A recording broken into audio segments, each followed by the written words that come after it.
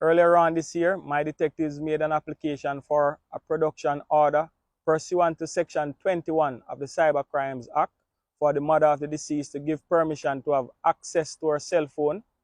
That cell phone has been in the custody of the police since January when this murder took place.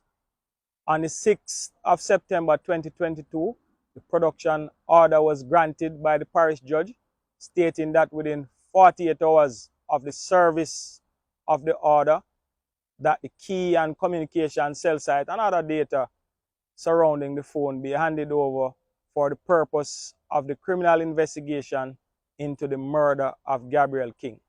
Through her lawyers, she is now challenging the order made on September 6. This key aspect of the investigation is sub judice, and as such, I will refrain from discussing that aspect at this time. Prime Nation family Wagwan. So this little youth on the see on screen. His name was Gabriel King. He was murdered on January 13 in Montego Bay, Tucker to be exact, and this sent shockwaves across the entire island. Right? And from January until now, the police are alleging that they have been stumbling upon roadblocks from persons who they expect would be ready to give statement and give the police information in relation to Gabriel King's murder. Right?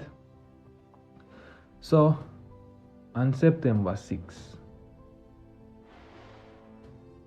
the court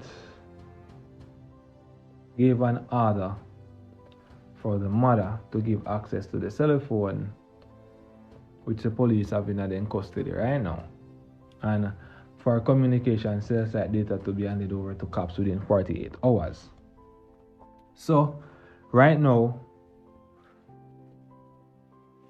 Gabriel's mother is challenging the order made on September 6th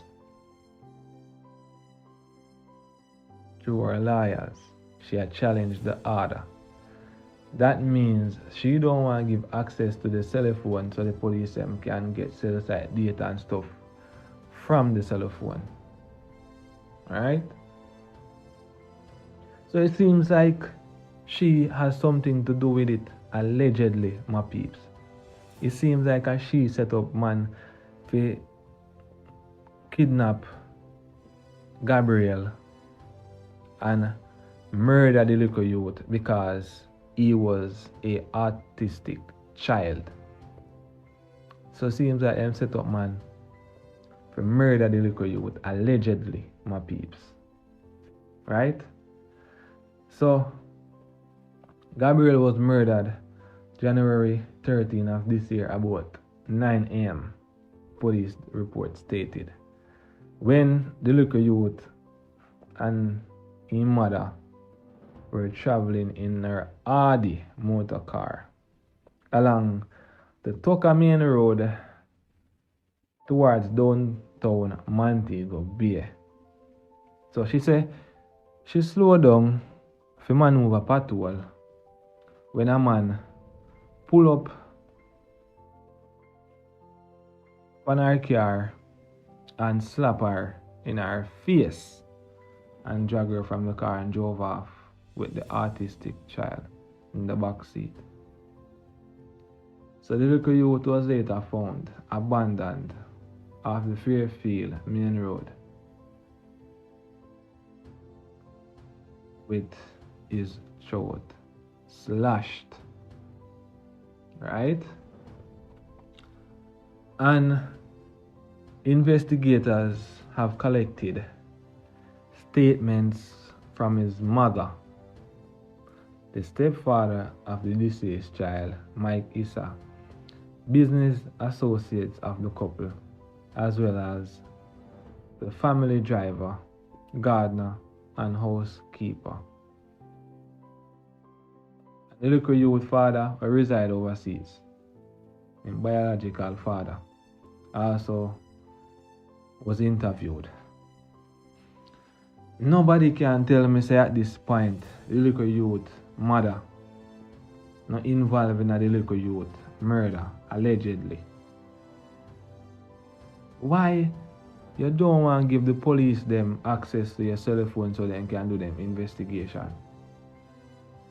If me know me not born in my closet, me I go give over my phone to the police them so they can do them investigation. So it seems like she has something to do with the little youth murder allegedly. Me wonder if one can so wicked to them own child. Right? The youth was artistic. I'm already born already and thing. You have to just take care of him. But nobody can tell me that she not involved in the little youth death. Allegedly. So I have a video with the police I give the 411 on the matter and things same way. So I'm going to make you watch the video for yourself and leave your thoughts and opinions down in the comments section. And if you're new to the Ram Nation channel, we're going to subscribe to the channel, like up the video, share the video. And as per usual, my peeps, watch the video to the end. And I start a WhatsApp group for the channel, so I'm going to leave the WhatsApp link down in the description of the video. So you can go on and click on the link and join the WhatsApp group for the latest news and reviews, my peeps. So take a look on the video. I am standing here on the Fairfield Main Road, where on Thursday, the 13th day of January 2022, 9-year-old Gabriel King's life was taken away. His body was found with his throat slashed in a blue Audi SUV. Since that time, the team of investigators, they have employed a range of technological, forensic, and cyber strategies in attempting to make a breakthrough in this case. We've collected statements. We've even brought an expert on a motor vehicle of the exact make and model to the one young Gabriel was killed in on that day. Based on what was reported to us, the crime scene was reenacted. Several case conferences were conducted by the detectives. Earlier on this year, my detectives made an application for a production order pursuant to Section 21 of the Cyber Crimes Act for the mother of the deceased to give permission to have access to her cell phone. That cell phone has been in the custody of the police since January when this murder took place. On the 6th of September 2022, the production order was granted by the parish judge, stating that within 48 hours of the service of the order, that the key and communication cell site and other data surrounding the phone be handed over for the purpose of the criminal investigation into the murder of Gabriel King. Through her lawyers, she is now challenging the order made on September 6. This key aspect of the investigation is sub judice, and as such, I will refrain from discussing that aspect at this time. Investigations are time sensitive, and the shelf life of some forms of evidence is limited. We were able to close the 1,000 case in 3 weeks through hard work, cooperation, and support from our citizens and persons close to the investigation. I would say that from the day of this murder, we have been faced with roadblocks, some non-cooperation, and some legal fencing from persons who should be readily assisting with the investigation.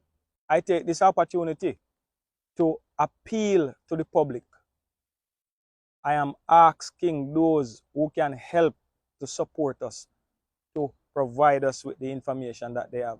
I am appealing to the conscience of that person who has some information that can help to solve this case, to call Crime Stop at 311 or to call the National Intelligence Bureau tip line at 811. The perpetrators of this crime are still walking free. I ask that you find it in your heart to come forward and tell us what you know.